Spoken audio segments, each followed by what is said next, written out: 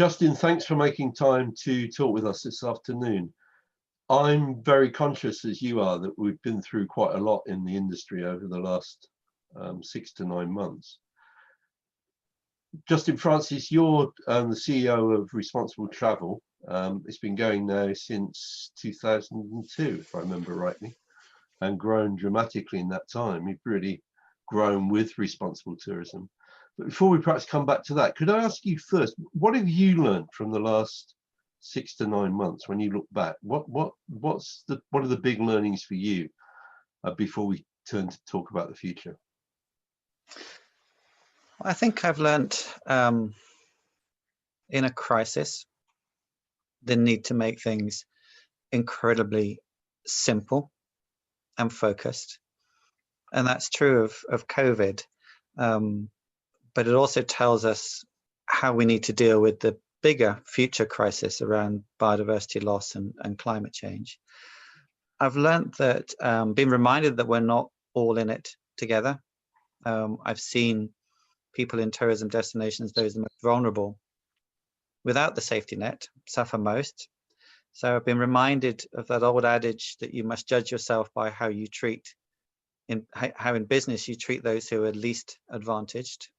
And I've been reminded how much I miss travel, Harold, of how, on a personal level, those journeys to the I guess the frayed edges or the edges of my imagination and my experience, to challenge myself and to learn how rewarding and important that is for me. So I think as we look forward now, we've talked for many years about the complexity of tourism, about the many issues involved in sustainability and in responsible tourism. And where I'm at now is really simplifying down that to just perhaps 3 or 4 big items. And that's what the emergency has taught me, I think. And which for you are those 4 big items, Justin, just to be clear with everyone who's listening? I think they are the climate crisis, biodiversity loss, which in many ways is that those 2 are 2 sides of the same coin. Inequality, tourism's role in providing benefits to the disadvantaged, and inclusiveness. Inclusiveness in the broadest sense, accessible tourism, BAME travelers. So climate change, biodiversity loss, ensuring we create economic benefits for those least advantaged, and making it as inclusive as possible. And I think that's it, Harold. Because to be honest, if we don't do that, go on, Justin. If we don't do that, I mean, I was looking at the SDGs this morning, and I was thinking, how many of those are possible if we have runaway global heating, if we have runaway biodiversity loss? None of them are. No. So you can almost sit the things that I've noted above the SDGs as the kind of the key things in our future. And make no mistake, we're in a COVID crisis, of course, pandemic, but we're absolutely still firmly in the grips of the climate crisis and the biodiversity crisis. One of the things that people have been saying to me, and I've said it myself, is that to some extent you can shelter from the COVID crisis. You know, it is possible to lock yourself away, keep yourself isolated, be very careful about your social contacts, and you can isolate yourself from that. But you can't isolate yourself from the consequences that that's having on our broader society. And with climate change and biodiversity loss, you certainly can't isolate yourself in any sense at all. There's nothing you can do to run away from climate change. It's going to come for you, whatever, isn't it?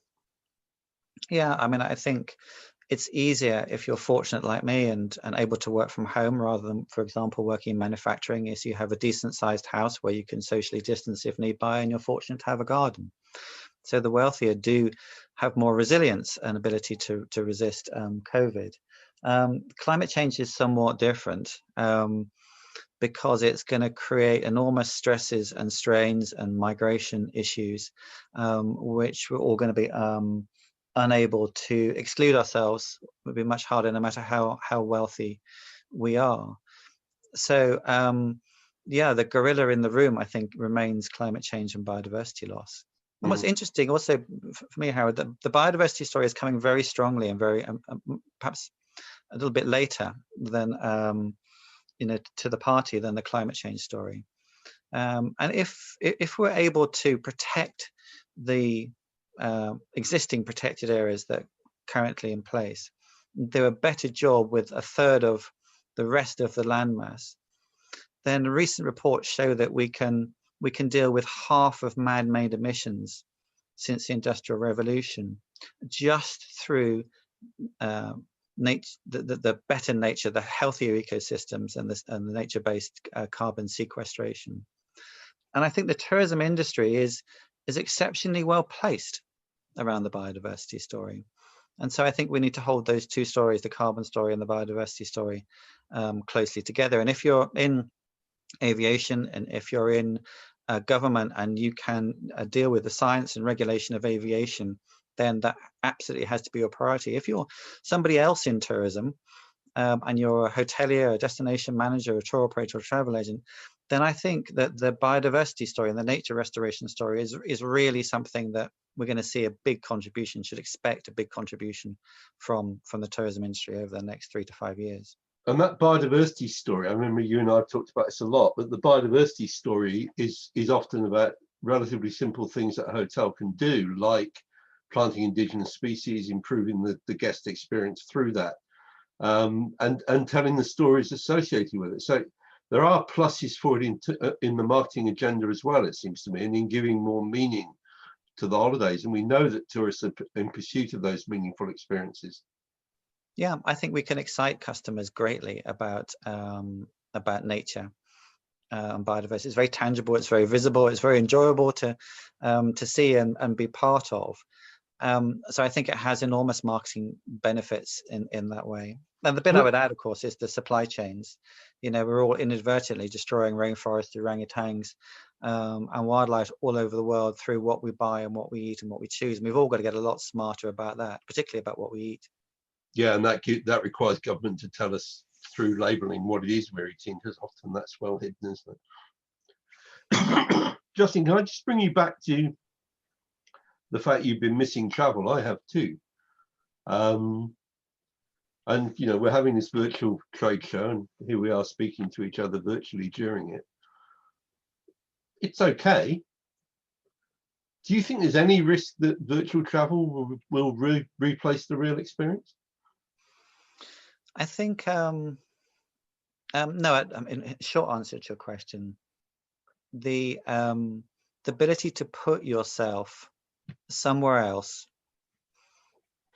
the sights, the smells, the feelings, the language, the looks in people's eyes, and the drama of the landscapes, the full surround experience.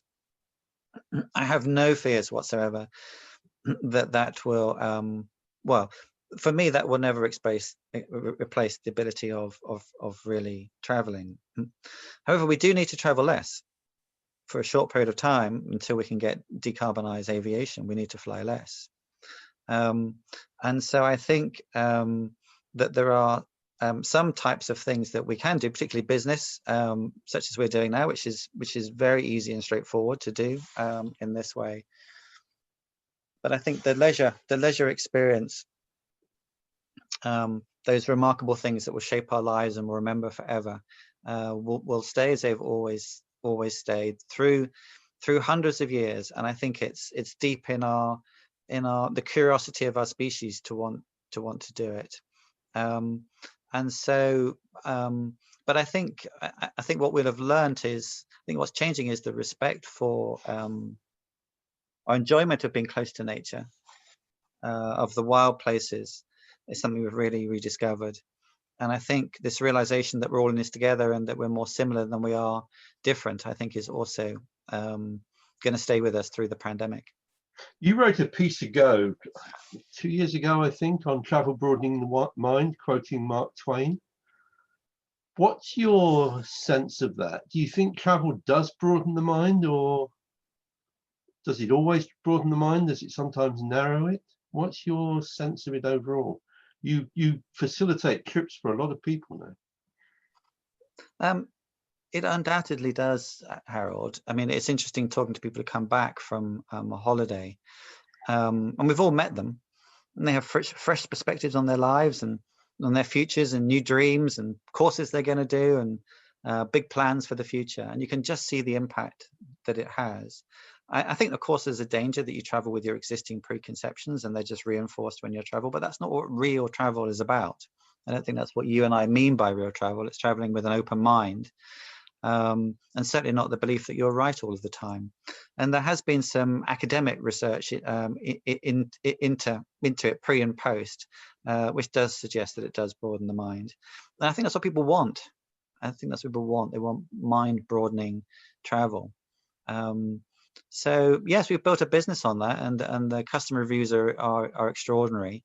But what's interesting is that it's the what's really interesting to me is that I think you only get that, Harold, once you are genuinely welcome to a place, become part of a place for a little while. And that's not a given. You have to earn that right. You have to earn that respect. You have to have an equitable commercial deal which facilitates it. So what I've always said is that the holidays are more enjoyable. At Response Travel, we believe the holidays are more enjoyable because they give you access that you wouldn't otherwise get, because you've behaved, you've done it right. And those experiences at local people's discretion. They give those experiences local discretion. And they take them away and lock you out if you're not traveling with respect. I think that's absolutely true. I well remember, Justin, that conversation that you and I had in Greenwich, when you were talking about the fact that I think you and I both agreed that we couldn't actually taste the difference between fairly traded coffee and coffee that wasn't fairly traded. But you sure as hell could tell the difference between a trip which was run responsibly and one that was not. The experience was simply better. And I think that still holds true, doesn't it? Yeah, it does. I mean, like we get, 90% of our reviews are between 4 and 5 star. I think tourism can, when its magic is when it goes beyond a commercial transaction. Yes. If I pay you, Harold, you're going to be nice to me. It's a commercial transaction. Always, Justin, always. But it's not really what I crave from my holidays. I want to meet people. I want to feel some kind of connection, probably, that is not just because I've paid them, and that's a kind of form of prostitution, really. And I travel for that disappearing point, really. And the disappearing point is when we just become two people having a laugh or sharing a few stories, and that's the real magic in travel and tourism for me. And there's a book, Harold. There's a book written during the war, and it's about a man who works in the fields. He's very well qualified, becomes a very successful writer and poet, but he just digs the fields. And he said it earned him a sense of belonging in that place. He looked at those fields that he'd dug and he'd plowed, and he just felt a connection to them. And I think if I know my holiday is making a difference, I'm paying the guide, or I've made a bit of a contribution. It's the same thing. I can't truly belong. I'm a visitor after all, but I have a sense of belonging and a connection that you cannot buy any other way. So yeah, I profoundly believe in the commercial advantages of responsible tourism. It's a better way to do business. Justin, you're on one of the panels talking about biodiversity and tourism next week. And I think we're all looking forward to hearing about that. But one of the reasons that I've put you onto that panel is because of your work with the British government on biodiversity with other businesses, and we're looking forward to hearing about that. But the other thing I wanted just to discuss with you and I have talked about producing a manifesto for this show, and as it were, honing it through the discussions that are going to take place today and through the events next week on the 2 days of the virtual show. Is there anything you want to say about that manifesto in the last minute or so before we close this interview? Well, I think we've all had a bit of a timeout from tourism. I mean, we much regret that because of the pandemic. But this seems a good opportunity to relaunch the principles under which tourism should recover, could recover. How do we build a tourism which is future proof? And what is the future? You know, we need to be a thriving business employing people, but we also need to be successful in a world where the priorities, environmental priorities, are very, very, very loud and shouting at us very strongly. So what does that look like? That's the question we've been discussing, Harold, and some of the thoughts that we'll share at the show. Thanks very much, Justin. I mean, what's absolutely clear is that the industry needs to work out how it can be more resilient if a similar crisis to this arises again. And we know that we're going to live in a more unstable world in all kinds of ways going forward. But Justin, thank you very much indeed for your time this morning. And I'm sure people will look forward to the panels you're on next week. Thanks very much indeed. Thank you, Harold. Thank you.